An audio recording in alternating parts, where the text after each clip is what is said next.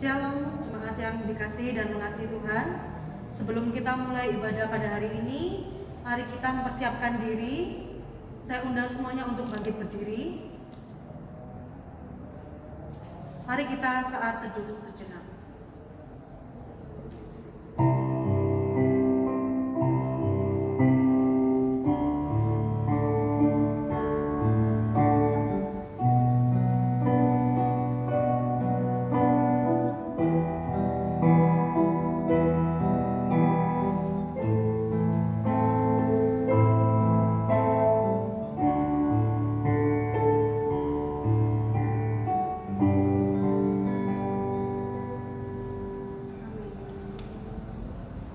Sejahtera bagi kita semua. Arahkanlah hatimu kepada Tuhan dan beribadahlah kepadanya dengan sikap penyembah. Ibadah GKT Nasaret Pospei Aletheia dimulai dalam nama Allah Bapa, Allah Anak, dan Allah Roh Kudus. Amin. Kasih karunia dan damai sejahtera dari Allah Bapa kita dan dari Tuhan Yesus Kristus menyertai kamu. Saya persilakan duduk kembali. Sungguh besar pengorbanan Tuhan di dalam hidup kita, dan sungguh indah kasih Tuhan kepada kita semua. Tidak ada seorang pun di dalam hidup kami seperti Kau, Tuhan. Terima kasih Tuhan Yesus. Kita pujikan sungguh indah.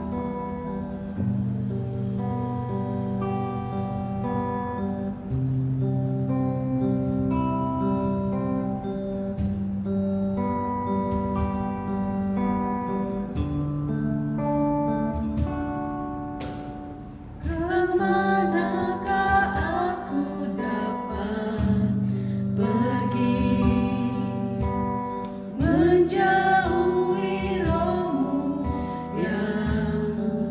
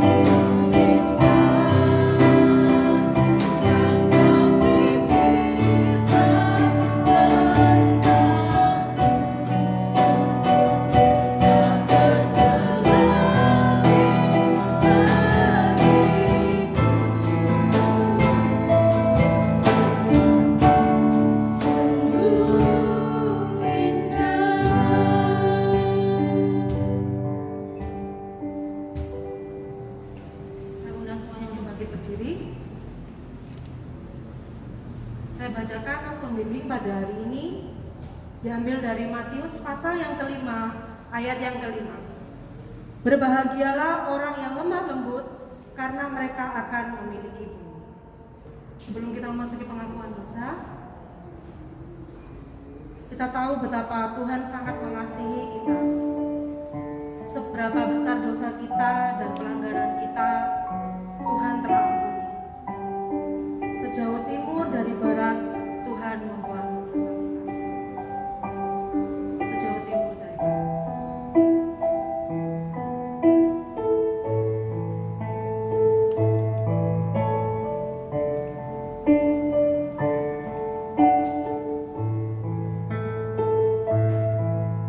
Sejauh timur dari barat, Engkau membuang dosa.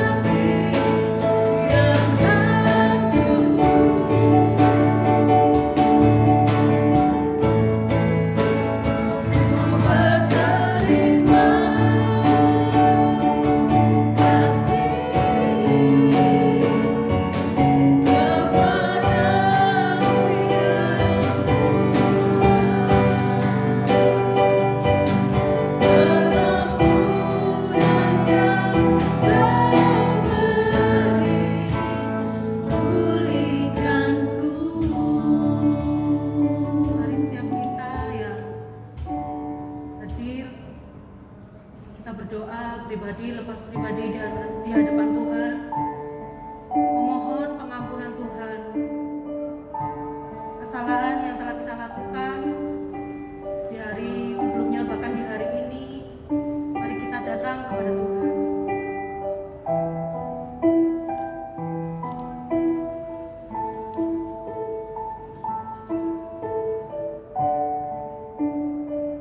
Bapa yang bertata di dalam kerajaan surga, pada kesempatan hari ini kami bersyukur Tuhan,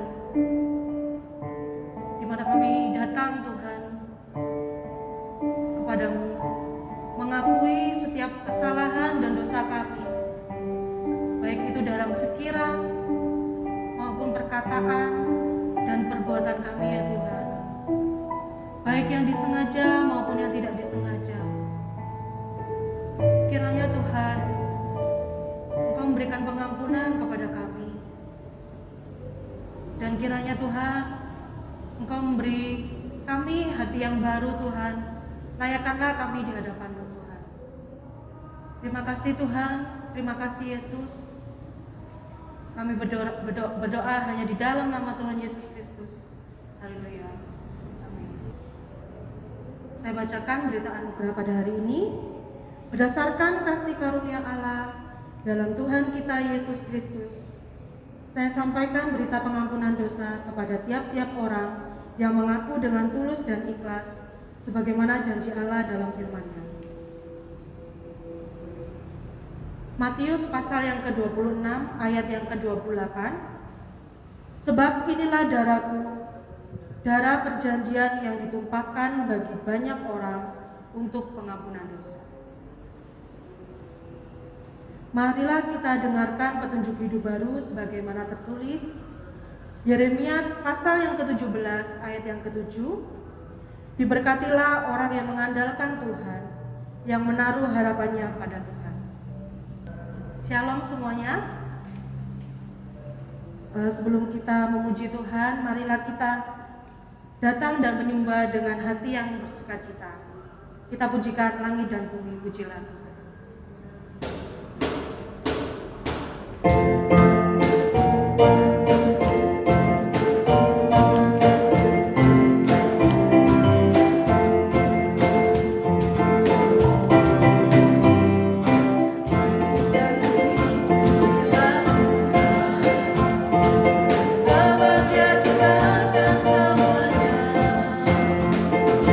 Aku yang mengenal silam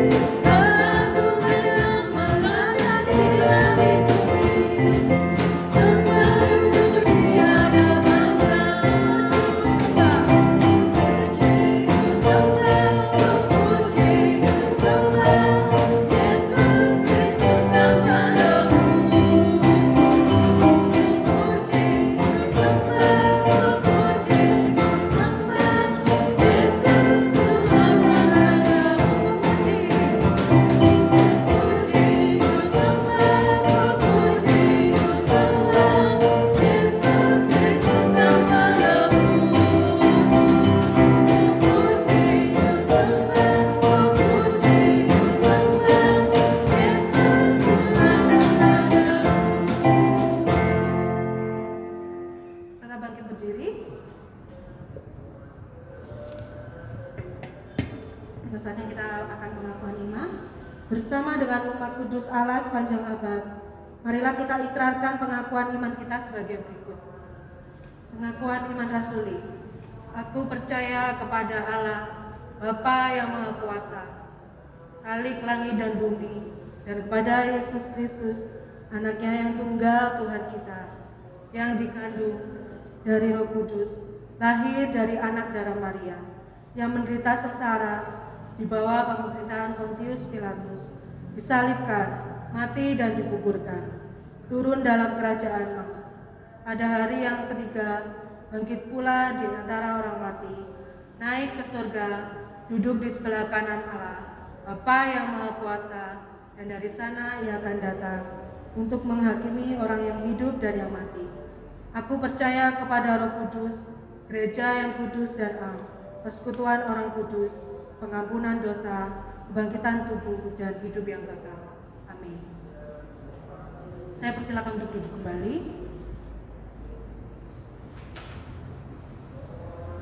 Tiba saatnya kita akan berdoa syafaat. Ada dua pokok doa di hari ini. Mari kita berdoa. Untuk yang pertama, kita berdoa untuk pergumulan jemaat. Lalu yang kedua, kita doakan untuk bangsa dan negara kita, khususnya Indonesia yang masih mengalami pandemi COVID-19. Saya pimpin doa syafaat pada hari ini. Bapa di dalam surga, kami bersyukur, kami berterima kasih Tuhan untuk hari-hari yang telah kami lalui Tuhan. Kami bersyukur kami telah melakukan pekerjaan banyak bersama dengan keluarga kami. Kami bersyukur atas kasih-Mu ya Bapa. Pada hari ini Tuhan, kami berdoa untuk pergumulan jemaat khususnya di tempat ini ya Bapa. Di dalam masa pandemi ini Tuhan, mungkin kami dalam masa-masa kesulitan ya Bapa, dalam pekerjaan kami Tuhan. Kiranya Tuhan yang mungkin saat ini belum mendapatkan pekerjaan, Engkau memberikan pekerjaan yang terbaik Tuhan. Dan juga Tuhan kami berdoa untuk jemaat yang mungkin saat ini mengalami sakit Tuhan. Kiranya Tuhan dengan birut-birut darah-Mu Tuhan, Engkau telah menyembuhkan di dalam nama Tuhan Yesus Kristus. Dan juga Tuhan kami berdoa untuk bangsa dan negara Indonesia. Biarlah Tuhan Engkau memberikan petunjuk Tuhan untuk pemimpin negara kami ya Bapa. Biarlah Tuhan pemimpin-pemimpin negara kami dapat memberikan Tuhan keputusan-keputusan yang baik, yang bijaksana dan efisien Tuhan buat negara kami ini Tuhan. Dan juga kami berdoa Tuhan untuk para dokter dan juga para perawat yang sedang melawan Tuhan, menyembuhkan orang-orang yang sakit terkena corona Tuhan. Tuhan tolong berilah mereka kesehatan Tuhan, kekuatan Tuhan. Terima kasih Bapa, terima kasih Yesus. Kami serahkan doa ini ke dalam tangan-Mu, hanya di dalam nama Tuhan Yesus Kristus. Haleluya. Amin. Sebelum kita mendengarkan firman Tuhan, mari kita pujikan pribadi yang mengenal hatiku.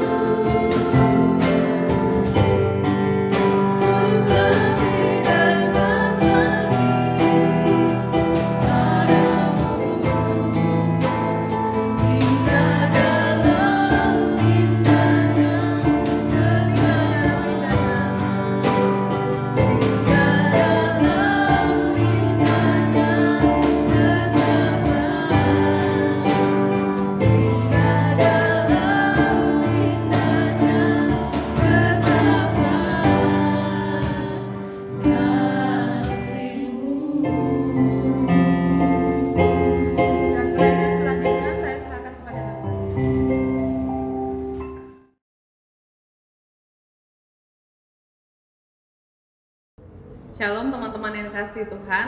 Kita bersyukur ya hari ini kita bisa kembali dengar firman Tuhan. Ini adalah anugerah dari Tuhan kalau kita masih bisa belajar firman Tuhan. Saya bersyukur kalau teman-teman masih mengikuti dan mendengarkan khotbah hari ini. Biarlah kita tetap setia mengikuti ibadah hari Minggu walaupun kita di rumah aja, tapi kita mau belajar setia ikut Tuhan. Ketika kita berada di tempat kita masing-masing, kita tetap ibadah, memberikan waktu kita buat Tuhan. Nah, sebelum kita dengar firman Tuhan hari ini, yuk sama-sama kita doa ya. Mari kita berdoa. Tuhan Yesus, hari ini kami datang kepadamu dan kami akan bersama-sama belajar firman Tuhan. Tuhan Yesus, berkatilah setiap kami, tolonglah setiap kami. Biarlah hati kami, pikiran kami dituduhkan akan kebenaran firman ini. Tuhan juga berkati hamba yang akan menyampaikannya. Akhirnya Tuhan berkenan untuk memberkati dan jamah hamba sehingga firman disampaikan adalah kebenaran dari Engkau saja. Terima kasih Tuhan, kami menyerahkan waktu pembelajaran firman Tuhan ini ke dalam tangan-Mu. Di dalam nama Tuhan Yesus Kristus kami berdoa. Amin. Teman-teman, hari ini kita akan masuk di dalam ucapan berbahagia yang ketiga. Ucapan berbahagia yang ketiga. Mari kita membuka di dalam Matius pasal 5 ayatnya yang kelima. Matius pasal 5 ayatnya yang kelima. Beginilah firman Tuhan. Berbahagialah orang yang lemah lembut, karena mereka akan memiliki bumi. Amin. Demikian jauh pembacaan firman Tuhan.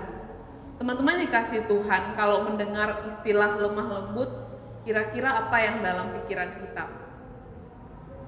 Mungkin kita akan membayangkan seorang gadis yang cantik, parasnya, yang anggun, yang feminin gitu ya.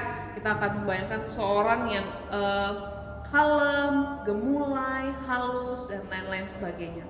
Nah teman-teman dikasih Tuhan, kita sering memahami lemah lembut dengan hal-hal seperti itu.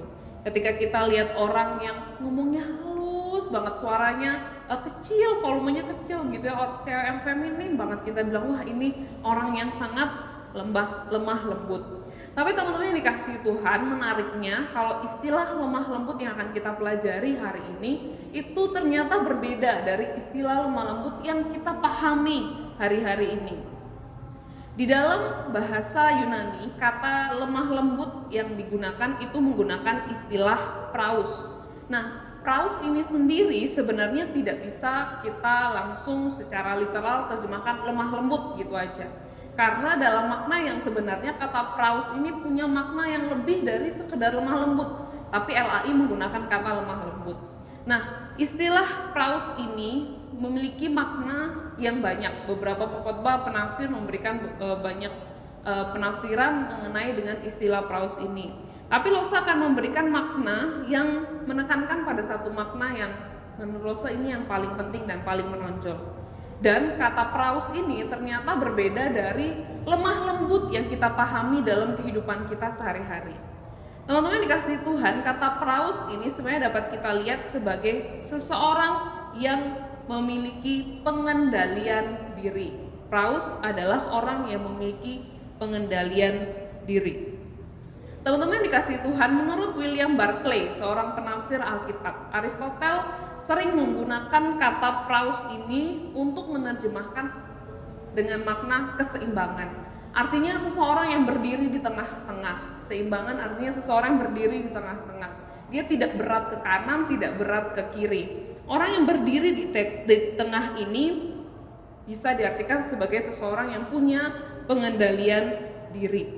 Teman-teman yang dikasihi Tuhan, seringkali kalau kita melihat ada orang yang ekstrimnya satu. Ekstrimnya itu pemarah, sukanya marah gitu ya, dikit-dikit marah, disenggol dikit marah, dilirik dikit marah gitu ya, dicolek dikit marah. Tapi ada juga orang yang ekstrimnya lain, yaitu apa? Orang yang kalau diapain aja nggak bisa marah, diem gitu ya, bahkan cenderung sangat-sangat pasif. Nah teman-teman dikasih Tuhan, tetapi orang yang praus ini, orang yang kalau kata Matius 5 ayat 5 adalah orang yang lemah lembut, ini adalah orang yang mampu kendalikan diri. Dia berdiri di tengah-tengah. Dia tidak ke kanan, tidak terlalu condong ke kanan, tidak juga condong ke kiri. Tapi dia di tengah. Dia tahu kapan saya harus ke kanan, kapan saya harus ke kiri, kapan saya waktunya boleh marah, kapan waktunya saya boleh bersabar. Kapan saya boleh berkata-kata yang banyak, kapan juga saya boleh diam saja. Teman-teman dikasih Tuhan, inilah yang disebut pengendalian diri. Kata praus ini juga seringkali digunakan untuk menggambarkan seekor binatang yang sudah terlatih. Seringkali gambarannya adalah kuda yang sudah terlatih. Nah, seekor kuda itu pasti punya kekuatan, teman-teman. Kuda itu kan punya kekuatan gitu ya, punya power, energinya tersendiri. Tapi teman-teman, kuda yang sudah terlatih, ini dia akan tunduk kepada tuannya. Nah, teman-teman dikasih Tuhan, kata praus ini juga ditunjukkan kepada orang yang bisa seperti itu. Orang yang punya pengendalian diri. Walaupun dia punya kekuatan, walaupun dia punya kemampuan, walaupun dia punya kuasa, tapi dia menundukkan dirinya, dia bisa mengendalikan dirinya. Dia tidak melakukan ini dan itu hanya karena emosi dia. Dia tidak melakukan ini dan itu hanya karena dia pengen, dia mau, tapi dia mampu mengendalikan dirinya dia. Nah, teman-teman yang dikasihi Tuhan, seperti seekor kuda yang sudah terlatih. Kalau misalnya kuda ini marah gitu ya, pengen nendang orang, tapi ketika tuannya menahan dia, tuannya suruh dia jangan marah, jangan tendang, maka kuda ini akan patuh. Nah, gambaran inilah yang dilekatkan kepada seorang yang lemah lembut atau yang praus ini tadi. Teman-teman dikasihi Tuhan, maka kita akan melihat bahwa pengendalian diri adalah suatu tindakan kita mengontrol diri kita. Walaupun kita mampu, kita tidak akan bersikap sembarangan, namun bertindak sesuai dengan perintah siapa? Tuhan kita atau Tuhan kita. Orang-orang yang memiliki pengendalian diri ini akan bertindak tepat sesuai dengan kehendak Tuhan. Nah, yang menjadi pertanyaan adalah bagaimana bisa seseorang mampu untuk mengendalikan dirinya seperti demikian?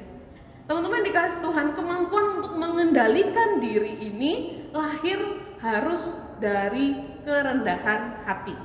Kemampuan untuk mengendalikan diri ini harus lahir dari kerendahan hati. Kerendahan hati kenapa? Kerendahan hati karena menyadari bahwa dirinya adalah manusia yang berdosa, manusia yang binasa, manusia yang celaka karena dosa.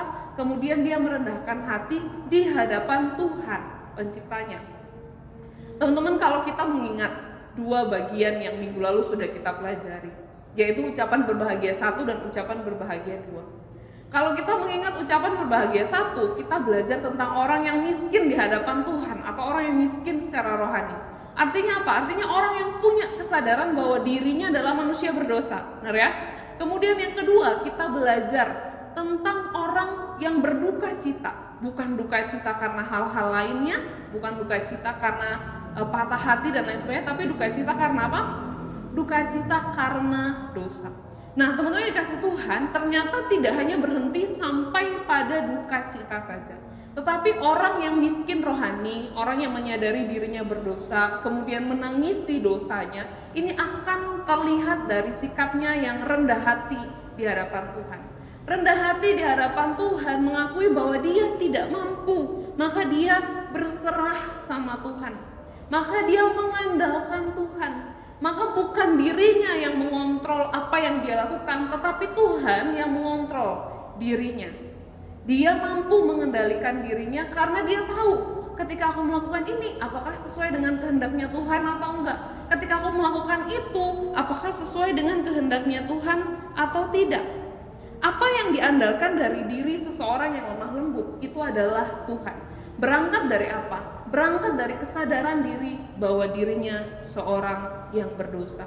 Maka dia merendahkan hati di hadapan Tuhan dan mengendalikan dirinya di hadapan Tuhan dan tahu bahwa yang harus dijalankan itu adalah kehendak Tuhan. Ia tahu bahwa yang diandalkan adalah Tuhan saja, bukan dirinya sendiri. Karena dia sadar keberadaan dirinya adalah manusia yang berdosa. Teman-teman dikasih Tuhan, ucapan Tuhan Yesus di dalam Matius 5 ayat 5 merupakan kutipan Tuhan Yesus dari Mazmur 37 ayat 11. Losa aja kita buka Mazmur 37 ayat 11. Mazmur 37 ayat 11 dikatakan, tetapi orang-orang yang rendah hati akan mewarisi negeri dan bergembira karena kesejahteraan yang berlimpah-limpah. Perhatikan, orang yang rendah hati akan mewarisi negeri. Di dalam Mazmur dikatakan orang yang rendah hati akan mewarisi negeri. Tapi Tuhan Yesus berkata orang yang lemah lembutlah yang akan memiliki bumi. Nah teman-teman yang dikasih Tuhan, orang yang lemah lembut itu berarti dia juga orang yang rendah hati. Kenapa orang ini bisa lemah lembut? Kenapa dia bisa rendah hati? Kenapa dia bisa punya pengendalian diri yang baik? Karena kesadaran diri akan dirinya yang berdosa. Orang yang rendah hati, orang yang lemah lembut, yang kalau kata Tuhan Yesus itu ya, orang yang sadar bahwa dia itu manusia berdosa dan dia tidak bisa mengandalkan dirinya, maka dia merendahkan dirinya di hadapan Tuhan. Dia mengendalikan dirinya di hadapan Tuhan dan dia tahu bahwa apa yang dia lakukan itu harus adalah kehendak Tuhan di surga, bukan kehendaknya. Karena apa yang dapat diharapkan dari seorang manusia yang berdosa? Teman-teman yang dikasihi Tuhan, ternyata lemah lembut yang Tuhan Yesus ajarkan itu berbeda dari lemah lembut yang ya dalam kehidupan sehari-hari kita tahu. Kalau kita berkata orang ini lemah lembut, seringkali adalah seseorang yang kalem gitu ya, pendiam, ngomongnya kecil suaranya. Ternyata bukan itu yang Tuhan maksudkan. Lemah lembut yang Tuhan maksudkan, praus yang Tuhan maksudkan, itu adalah seorang pribadi yang karena dia menyadari dirinya berdosa dan dia berduka akan dosanya itu, maka dia merendahkan hati di hadapan Tuhan dan dia mampu mengendalikan dirinya di hadapan Tuhan. Teman-teman, sudahkah kita jadi orang-orang yang demikian? Kalau kita belum menyadari diri kita sebagai manusia berdosa, seperti yang Tuhan Yesus katakan orang yang miskin rohani itu ya. Kalau kita belum berduka atas dosa kita, seperti yang Tuhan Yesus katakan orang-orang yang berduka, maka sulit untuk kita menjadi orang yang lemah lembut, orang yang rendah hati di hadapan Tuhan. Kenapa? Karena merasa dirinya mampu. Teman-teman, kalau kita melihat anak bayi masih kecil, kalau kita punya adik ya, masih bayi, masih kecil, seringkali kan namanya anak bayi ya, belum mengerti, itu merasa bahwa dirinya bisa. Misalnya ada anak bayi, dia lihat botol gitu ya, minuman botol, dia pengen buka, tapi tangannya masih sangat kecil, sangat lemah, dia nggak bisa buka, dia tidak punya kemampuan untuk itu. Nah, kalau anak ini kemudian dia menyadari bahwa dia tidak mampu, pasti dia akan cari pertolongan. Tapi kalau anak ini tidak menyadari bahwa dirinya itu tidak mampu, maka dia akan terus berusaha untuk mengandalkan siapa? Mengandalkan dirinya sendiri. Dia nggak akan cari pertolongan di papahnya, nggak mau cari pertolongan di mamanya atau kakaknya atau saudara-saudara yang lain. Dia mengandalkan dirinya sendiri. Gak apa-apa, aku bisa buka. Padahal pada kenyataannya dia tidak bisa. Teman-teman, kita harus sadar dulu bahwa diri kita semua berdosa. Kita harus menangis dulu untuk dosa-dosa yang sudah kita lakukan.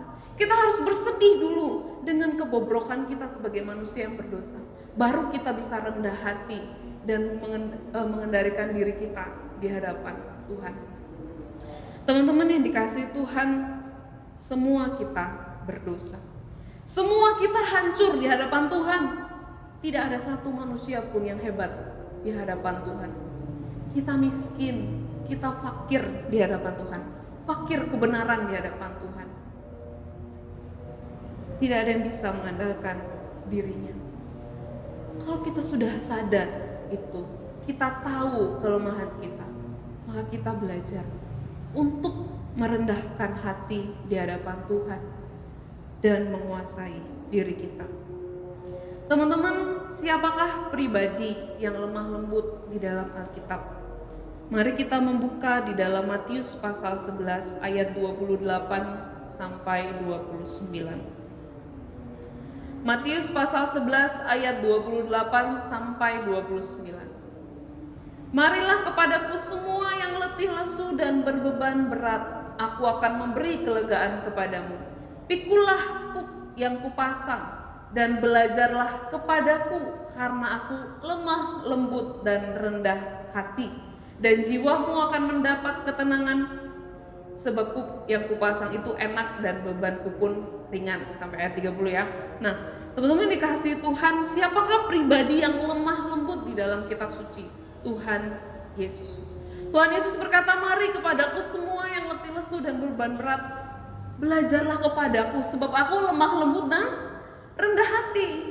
Tuhan Yesus lemah lembut dan dia menyamakan itu dengan sikap rendah hati. Teman-teman yang dikasihi Tuhan, yang membedakan Tuhan Yesus dari kita adalah bahwa Tuhan Yesus tidak berdosa sedangkan kita berdosa. Tetapi Tuhan Yesus memberikan suatu contoh. Tuhan Yesus memberikan suatu role model bagaimana dia sebagai orang pribadi yang lemah lembut itu. Pribadi yang mampu merendahkan hati, pribadi yang mampu mengontrol dirinya. Teman-teman, kalau kita mengingat kisah Tuhan Yesus di Taman Getsemani, ketika dia ditangkap oleh para prajurit, ketika itu dia sedang berdoa dengan murid-muridnya. Lalu para prajurit datang dan kemudian para prajurit mau menangkap Yesus. Ketika mereka bertanya, Tuhan Yesus tanya, "Kamu nyari siapa datang ke sini?" Mereka bilang, "Kami nyari Yesus yang dari Nazaret." Tuhan Yesus berkata apa? "Akulah dia." Teman-teman, kitab suci berkata bahwa ketika Tuhan Yesus berkata, "Akulah dia," dalam dua kata ini kemudian para prajurit di hadapan dia itu langsung tersungkur ke tanah. Teman-teman, kata "akulah dia" ini adalah kata yang sama yang dipakai oleh Allah ketika bertemu dengan Musa di gunung. Ketika Tuhan bertemu dengan Musa dan Tuhan tanya, "Loh, nanti kalau Israel nanya, siapa itu Tuhan yang perintah aku? Siapa itu?" Tuhan berkata apa? "Akulah aku. Akulah aku." Ini adalah kalimat yang sama yang Tuhan Yesus juga katakan ketika para prajurit bertanya, "Mana Yesus yang dari Nazaret?" Dia berkata, "Akulah dia." Kalimat ini sangat berkuasa, teman-teman. Sampai-sampai Alkitab berkata bahwa prajurit itu langsung tunduk ke tanah. Tuhan Yesus punya kuasa, Tuhan Yesus punya kekuatan, Tuhan Yesus punya kemampuan. Ketika para prajurit berusaha tangkap Tuhan Yesus, menangkap dia, seorang murid kemudian mengeluarkan pedang, kemudian menghunus, kemudian salah satu prajurit telinganya putus. Tuhan Yesus berkata apa? "Sarungkanlah pedangmu. Kamu pikir aku gak bisa datangkan 12 pasukan malaikat dari surga?" Tuhan Yesus bisa, dia mampu. Tetapi Tuhan merendahkan hati dia. Dia mengontrol dirinya. Dia tahu kapan dia harus bertindak, kapan dia harus diam saja. Apa tujuannya, teman-teman? Apakah Tuhan Yesus mau sombong, sok-sokan rendah hati, sok-sokan orang baik? Enggak, teman-teman. Satu yang tujuannya, yaitu kehendak Bapa di surga. Kehendak Bapa di surga. Ketika Tuhan Yesus ketakutan, dia menangis, dia bilang, "Biarlah kehendakmu yang jadi. Biarlah kehendakmu ya Bapa yang jadi, bukan kehendakku." Teman-teman yang dikasihi Tuhan, orang yang lemah lembut, pribadi yang lemah lembut, itu menjadi seperti Tuhan Yesus. Pribadi yang lemah lembut ini adalah pribadi yang satu, mencari kehendaknya Tuhan. Dia mampu merendahkan hati. Dia mampu mengendalikan dirinya. Dia mampu mengesampingkan semua kehendak dan keinginannya supaya satu, kehendak Tuhan jadi di dalam hidupnya. Teman-teman dikasih Tuhan, orang yang lemah lembut adalah orang yang mengutamakan kehendak Tuhan. Ia merendahkan hatinya sebagai manusia yang berdosa. Dia melakukan pengendalian diri sebab ia percaya bahwa kehendak Tuhan yang utama yang haruslah dilakukan. Bagi orang-orang yang lemah lembut, Tuhan Yesus berkata, "Karena mereka akan memiliki bumi." Karena mereka akan memiliki bumi.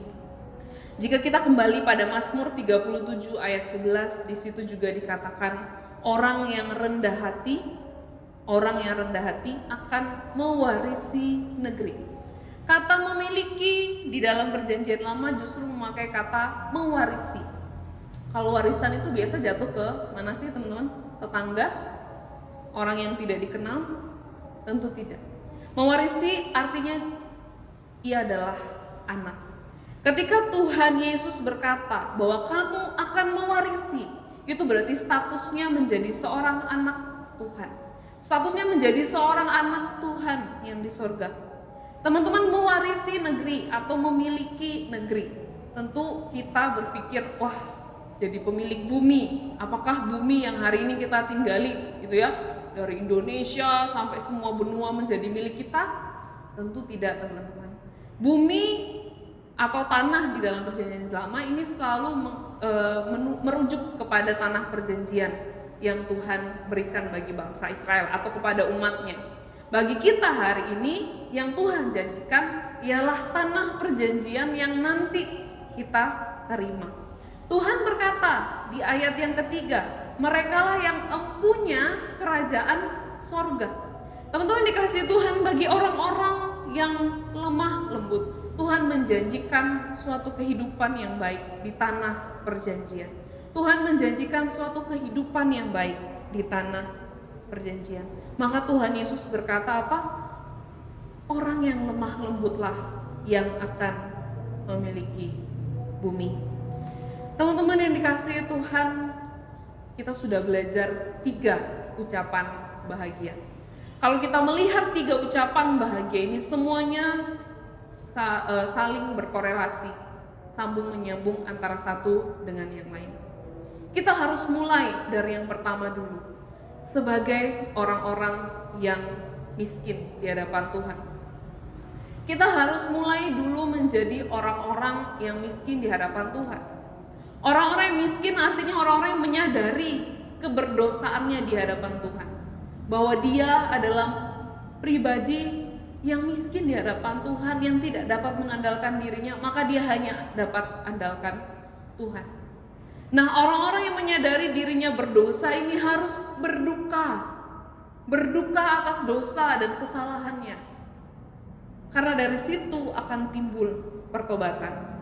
Nah, selanjutnya orang-orang ini adalah orang-orang yang dikatakan lemah lembut, artinya orang-orang yang rendah hati di hadapan Tuhan, orang-orang yang bisa mengendalikan dirinya, mengendalikan diri supaya apa? Supaya di dalam hidupnya sebagai orang percaya itu yang nyata adalah kehendak Tuhan, bukan kehendaknya sebagai manusia.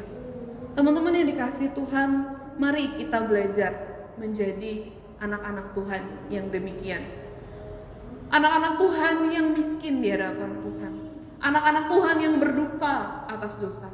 Dan terakhir, anak-anak Tuhan yang mampu merendahkan hati dan mengendalikan dirinya di hadapan Tuhan.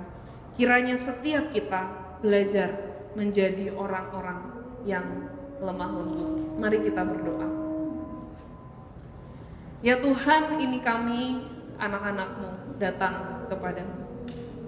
Tuhan, sebagai anak-anak muda, seringkali kami ingin menunjukkan bahwa kami hebat, kami kuat, kami berkuasa.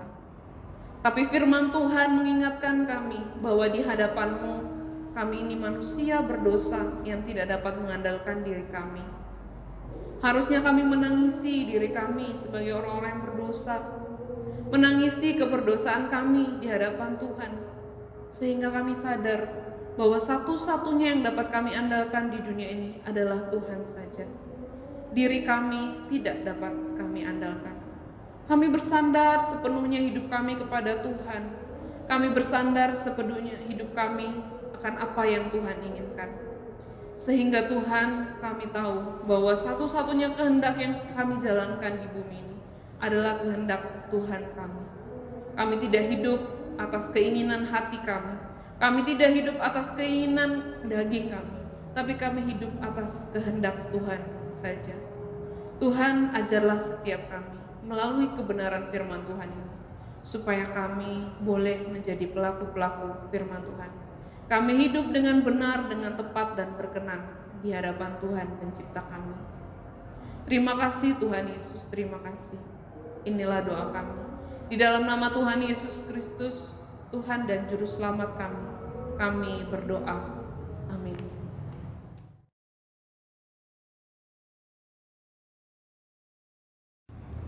Tiba saatnya kita akan memberikan yang terbaik untuk Tuhan. Persembahan dapat dilakukan dengan cara yang pertama, transfer melalui nomor rekening yang tertera pada video ini. Lalu kedua, jemaat juga bisa memberikan persembahan dengan cara dikumpulkan terlebih dahulu lalu diberikan pada saat kita sudah ibadah tatap muka. Kita pujikan, hitunglah berkat.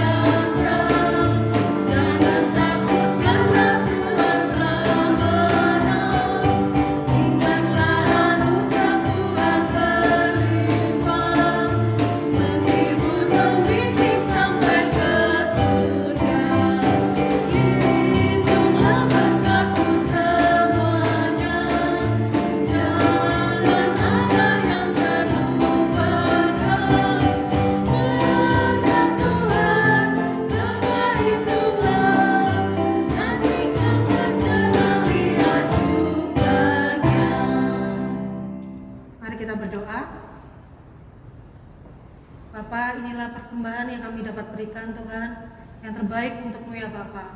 Layakkan dan sucikan persembahan kami Tuhan, biarlah Tuhan persembahan ini Tuhan dapat yang menjadi harum untuk nama-Mu ya Bapa.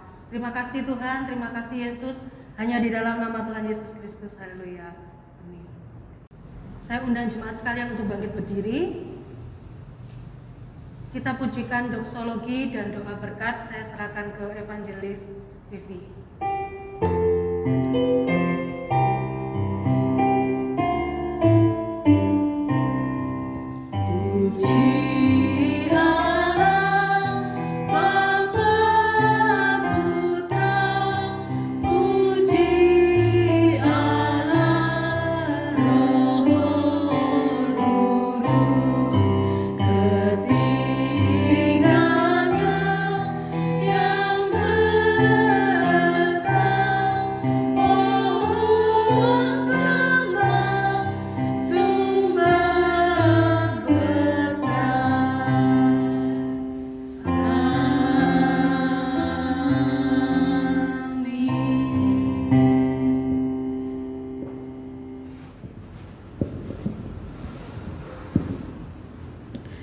Rekan-rekan remaja yang dikasihi Tuhan, terimalah berkat dari Tuhan.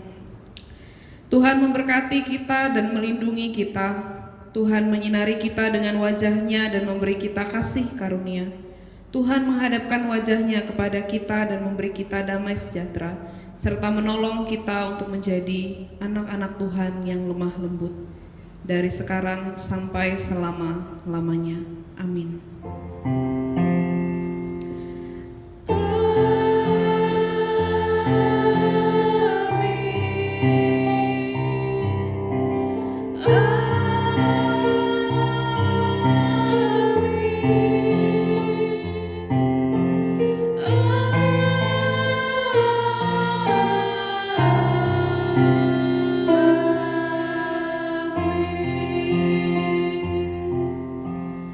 Oh